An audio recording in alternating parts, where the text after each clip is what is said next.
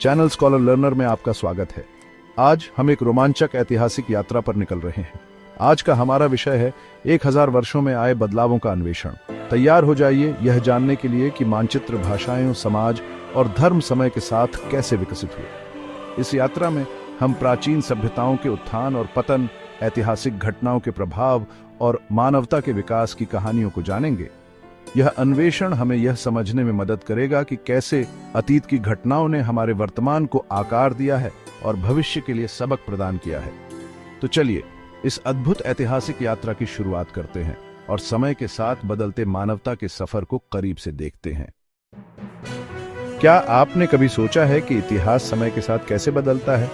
कल्पना कीजिए कि आपके पास एक टाइम मशीन है और आप 1000 साल पहले जा रहे हैं। दुनिया कैसी दिखेगी? लोग कौन कौन से शब्द प्रयोग करेंगे? मानचित्र और राज्य कैसे बदल गए?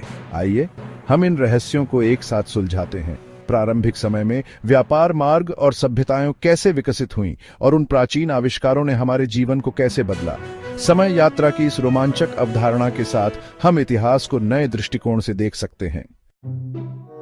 यह नक्शा, जो प्रसिद्ध अरब भूगोलवेत्ता अल इदरीसी द्वारा बनाया गया था, मध्यकालीन भारत को दर्शाता है। अल इदरीसी ने 12वीं सदी में इस नक्शे को तैयार किया था और यह उनके विश्वकोश तबुला रोजरियाना का हिस्सा था, जो उस समय के सबसे सटीक नक्शों में से एक माना जाता है। लेकिन रुको, क्या यह आज के आधुनिक नक्शे जैसा दिखता है? बिल्कुल नहीं। अब इस 18वीं सदी के फ्रांसीसी नक्शे को देखिए। आपको क्या अंतर दिखाई दे रहा है? सदियों में नक्शे अधिक विस्तृत हो गए। तटीय क्षेत्रों, जहां व्यापार फल फूल रहा था, को अधिक सटीक रूप से मैप किया गया, जबकि आंतरिक क्षेत्रों में जानकारी कम थी। यह दिखाता है कि समय के साथ ज्ञान कैसे विकसित हुआ। आधुनिक मानचित्र जैसे सैटेलाइट और जीपीएस तकनीक ने सटीकता को नई ऊंचाइयों पर पहुंचा दिया है। उदाहरण के लिए मध्यकालीन मानचित्र जैसे प्टोलेमी का नक्शा और टी और ओ नक्शा सीमित जानकारी और कल्पना पर आधारित थे, जबकि आज के मानचित्र जैसे गूगल अर्थ इंटरैक्टिव और अत्यधिक सटीक हैं, जो हमें वास्तविक समय में जानकारी प्रदान करते हैं।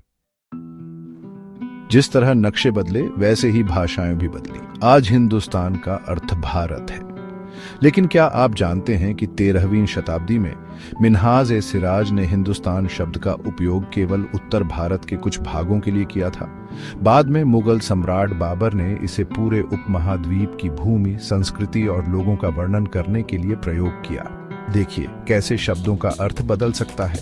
और यह केवल एक उदाहरण नहीं है। संस्कृत से हिंदी, लैटिन से अंग्रेजी और चीनी से जापानी तक शब्दों और भाषाओं का यह परिवर्तन हर जगह देखा जा सकता है।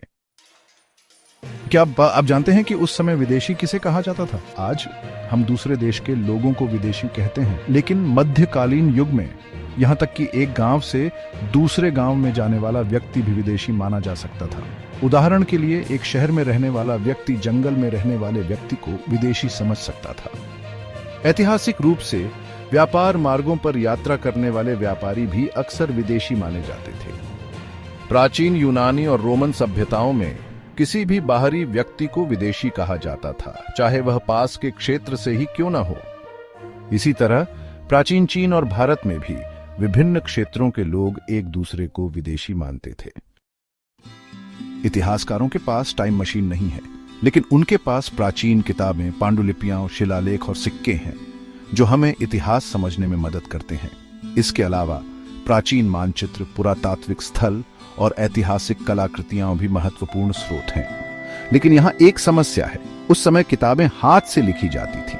जरा सोचिए, जब हम कोई बात एक से दूसरे को कहते हैं तो उसमें छोटे छोटे बदलाव आ जाते हैं। इसी तरह पांडुलिपियों में भी बदलाव होते गए। इसीलिए इतिहासकार विभिन्न प्रतियों की तुलना करते हैं ताकि सत्य की खोज की जा सके। इसके अलावा उन्हें स्रोतों की प्रामाणिकता और विश्वसनीयता की भी जांच करनी पड़ती है, जो एक चुनौतीपूर्ण कार्य है। अब आविष्कारों की बात करते हैं। क्या आपने कभी आलू या मिर्च खाई है? ये फसलें इसी अवधि में भारत आईं और प्रिंटिंग प्रेस ने ज्ञान के प्रसार को तेज किया। तो जो खाना हम आज खाते हैं वह भी इतिहास का हिस्सा है। साथ ही चिकित्सा में भी प्रगति हुई। फारसी चक्र जैसी तकनीकों ने सिंचाई को आसान बनाया और चरखे ने बुनाई को तेज किया। इन आविष्कारों ने समाज को बदल दिया और हमारे जीवन को समृद्ध किया। एक और बड़ा बदलाव नए शक्तिशाली समूहों का उदय था। इन समूहों ने समाज की संरचना और राजनीति को गहराई से प्रभावित किया। इनमें से एक थे राजपूत, जो अपनी बहादुरी और निष्ठा के लिए प्रसिद्ध थे। वे केवल शासक ही नहीं, बल्कि विभिन्न राज्यों की सेनाओं में भी सेवा करते थे। राजपूतों ने न केवल युद्ध में, बल्कि समाज के सांस्कृतिक और स्थापत्य विकास में भी महत्वपूर्ण भूमिका निभाई। उनके किले और महल आज भी उनकी समृद्ध विरासत की गवाही देते हैं। धर्म भी बदला, मंदिरों का निर्माण हुआ और भक्ति आंदोलन उभरा। इस आंदोलन ने सिखाया कि भगवान की भक्ति के लिए पुजारियों या बड़े अनुष्ठानों की आवश्यकता नहीं है। भक्ति आंदोलन ने समाज में समानता और भाईचारे का संदेश फैलाया। कबीर और मीराबाई कुछ प्रसिद्ध नाम हैं। उनके विचारों ने समाज पर गहरा प्रभाव डाला। यही वह समय था जब इस्लाम व्यापारियों और आक्रमणकारियों के माध्यम से भारत आया। व्यापारियों ने समुद्री और थल मार्गों से भारत में प्रवेश किया। जैसे हिंदू धर्म में विभिन्न परंपराएं थीं, वैसे ही इस्लाम में भी शिया और सुन्नी संप्रदाय थे। व्यापार के माध्यम से दोनों धर्मों के अनुयायियों ने एक दूसरे की संस्कृतियों को समझा। समय के साथ इन धर्मों ने एक दूसरे की संस्कृतियों और परंपराओं को प्रभावित किया। इस्लामिक कला और वास्तुकला ने भारतीय संस्कृति में नए आयाम जोड़े। इस सांस्कृतिक आदान प्रदान ने भारतीय समाज को और भी समृद्ध बनाया, जहां दोनों धर्मों के लोग एक साथ मिलकर नई परंपराओं का निर्माण करने लगे। Gap-1.29 हिस्टोरिकल आर्टिफैक्ट्स, ये हमारे पास्ट को समझने में बहुत इंपॉर्टेंट है। ये चीजें हमें दिखाती हैं कि सदियों पहले लोग कैसे रहते थे, उनकी कल्चर कैसी थी, उनका समाज कैसा था। इंडिया में ऐसे बहुत से इंपॉर्टेंट आर्टिफैक्ट्स मिले हैं जो हमारी रिच हिस्ट्री के बारे में बताते हैं। ऐसा ही एक आर्टिफैक्ट है हड़प्पा की सील, जो इंडस वैली सिविलाइजेशन से मिली है। ये छोटी बारीक नक्काशी वाली सील हमें दुनिया के सबसे पुराने शहरों में से एक के ट्रेड, रिलीजियस बिलीफ्स और डेली लाइफ की झलक दिखाती है। सील पर जो लिखा है वो अभी तक कोई समझ नहीं पाया है, लेकिन लगता है कि उनका कम्युनिकेशन और एडमिनिस्ट्रेशन का सिस्टम बहुत कॉम्प्लेक्स था। एक और कमाल का आर्टिफैक्ट है दिल्ली का आयरन पिलर।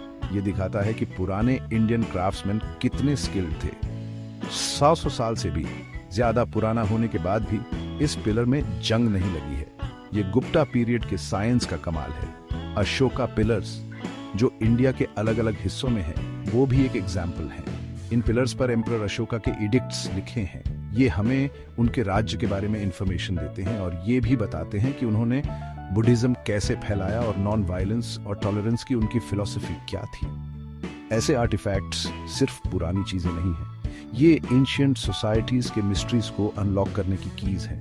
ये हिस्टोरियंस को ह्यूमन हिस्ट्री के पजल को सॉल्व करने में हेल्प करते हैं और बताते हैं कि हमारे एंसेस्टर्स कैसे रहते थे, काम करते थे और सोचते थे। इन आर्टिफैक्ट्स के थ्रू हम अपने हेरिटेज से कनेक्ट होते हैं और समझते हैं कि आज हम यहाँ कैसे पहुँचे। जैसे जैसे हम इन हिस्टोरिकल ट्रेजर्स को डिस्कवर और स्टडी करते रहेंगे, हम इंडिया की डाइवर्स और इंट्रिकेट हिस्ट्री को और अच्छे से समझ पाएंगे। हर आर्टिफैक्ट एक स्टोरी बताता है और सब मिलकर ह्यूमन सिविलाइजेशन की ग्रैंड सागा सुनाते हैं। Gap-1.29S इतिहास के पन्नों में कई महान व्यक्तित्व दर्ज हैं, जिन्होंने अपने कार्यों और विचारों से समाज को बदल दिया। आइए कुछ प्रमुख ऐतिहासिक शख्सियतों पर नजर डालते हैं और समझते हैं कि उन्होंने इतिहास में क्या योगदान दिया। पहले हैं सम्राट अशोक, जिन्होंने मौर्य साम्राज्य को अपने चरम पर पहुंचाया। कलिंग युद्ध के बाद अशोक ने अहिंसा और बौद्ध धर्म का प्रचार किया, जिससे भारतीय उपमहाद्वीप में शांति और धार्मिक सहिष्णुता का माहौल बना। फिर हैं अकबर, मुगल सम्राट, जिन्होंने धार्मिक सहिष्णुता और सांस्कृतिक एकता को बढ़ावा दिया। उन्होंने दीन-ए इलाही नामक एक नया धर्म शुरू किया, जो विभिन्न धर्मों के तत्वों को मिलाकर बनाया गया था। अकबर का शासनकाल मुगल कला, संगीत और साहित्य के लिए स्वर्णिम युग था। छत्रपति शिवाजी महाराज, मराठा साम्राज्य के संस्थापक, ने अपने सैन्य कौशल और प्रशासनिक क्षमता से एक मजबूत और स्वतंत्र राज्य की स्थापना की। शिवाजी ने स्थानीय प्रशासन को मजबूत किया और लोगों को आत्मनिर्भर बनने की प्रेरणा दी। रानी लक्ष्मीबाई, झांसी की रानी, ने 1857 के भारतीय विद्रोह में महत्वपूर्ण भूमिका निभाई। उनकी वीरता और साहस ने भारतीय स्वतंत्रता संग्राम में महिलाओं की भागीदारी को प्रेरित किया। महात्मा गांधी, जिन्हें राष्ट्रपिता कहा जाता है, ने अहिंसा और सत्याग्रह के सिद्धांतों पर आधारित भारतीय स्वतंत्रता संग्राम का नेतृत्व किया। उनके विचार और कार्य आज भी दुनिया भर में शांति और न्याय के प्रतीक माने जाते हैं। इन ऐतिहासिक शख्सियतों के योगदान ने न केवल उनके समय को प्रभावित किया, बल्कि आज भी हमारे समाज और संस्कृति को आकार देने में महत्वपूर्ण भूमिका निभाई। इनके जीवन से हमें प्रेरणा मिलती है कि हम भी अपने कार्यों से समाज में सकारात्मक परिवर्तन ला सकते हैं। gap-1.29s इस प्रकार इतिहास के ये नायक हमें यह सिखाते हैं कि हमारे कार्य और विचार कैसे आने वाली पीढ़ियों को प्रभावित कर सकते हैं। आइए हम भी उनके पद चिन्हों पर चलकर एक बेहतर भविष्य की ओर अग्रसर हों। gap-1.29s जैसे जैसे हम इतिहास में और गहराई से जाते हैं, हमें पता चलता है कि कुछ घटनाओं ने पिछले 1000 सालों में भारत के सफर को बहुत बदला है। चलो इन जरूरी पलों को देखते हैं। सबसे पहले 1206 में दिल्ली सल्तनत बनने से भारत में मुस्लिम राज शुरू हुआ, जिससे नए प्रशासन और संस्कृति आए जो आगे चलकर पूरे भारत पर असर डाले। 1523 में पानीपत की लड़ाई के बाद बाबर ने मुगल साम्राज्य बनाया। मुगल जमाना अपने खूबसूरत इमारतों जैसे ताजमहल और कला संस्कृति के लिए मशहूर है। 1755 में प्लासी की लड़ाई से भारत में अंग्रेजों का राज शुरू हुआ। इस घटना ने लगभग 200 साल तक अंग्रेजों के असर का रास्ता खोला, जिससे भारत का राजनीति, अर्थव्यवस्था और समाज बदल गया। 1855 का गदर, जिसे पहला स्वतंत्रता संग्राम भी कहते हैं, अंग्रेजों के खिलाफ एक बड़ा विद्रोह था। हालांकि इसे दबा दिया गया, लेकिन इसने आजादी की लड़ाई का बीज बो दिया। 1947 में आखिरकार भारत को अंग्रेजों से आजादी मिली, जो उसके इतिहास में एक बहुत बड़ा बदलाव था। लेकिन भारत पाकिस्तान के बंटवारे से इतिहास का सबसे बड़ा पलायन हुआ, जिसमें बहुत हिंसा और उथल पुथल मची। 1951 में भारत ने आर्थिक उदारीकरण शुरू किया, जिससे दुनिया भर के व्यापार और निवेश के लिए बाजार खुल गए। इससे भारत दुनिया की सबसे तेजी से बढ़ती अर्थव्यवस्थाओं में से एक बन गया और नए जमाने का आर्थिक और तकनीकी विकास शुरू हुआ। इन सब घटनाओं ने और भी कई चीजों ने आज के भारत को बनाने में बड़ी भूमिका निभाई है। ये हमें भारतीय लोगों के साहस और अनुकूलता की याद दिलाते हैं, और ये भी कि कैसे इतिहास हमारे वर्तमान और भविष्य को प्रभावित करता रहता है। gap-1.29s इन मुख्य पलों को समझने से हमें भारत के अतीत की जटिलता की कद्र करने में मदद मिलती है और हमें इसके भविष्य के लिए कुछ अच्छा करने की प्रेरणा मिलती है। चलो इतिहास से सीखे सबक लेकर एक बेहतर कल की ओर बढ़ते हैं। तो आज हमने क्या सीखा? इतिहास सिर्फ तारीखों और राजाओं के बारे में नहीं है। यह समाज, भाषाओं और संस्कृतियों के विकास की कहानी है। हमने देखा कि कैसे समाजों का विकास हुआ, कैसे भाषाएं और परंपराएं आकार लेती हैं और कैसे हर छोटी चीज इतिहास का हिस्सा है। अगली बार जब आप कोई नया शब्द सुने, नक्शा देखें या आलू खाएं, तो याद रखें यह सब इतिहास का हिस्सा है। इतिहास हमें सिखाता है कि हम कहां से आए हैं और हमें भविष्य के लिए तैयार करता है।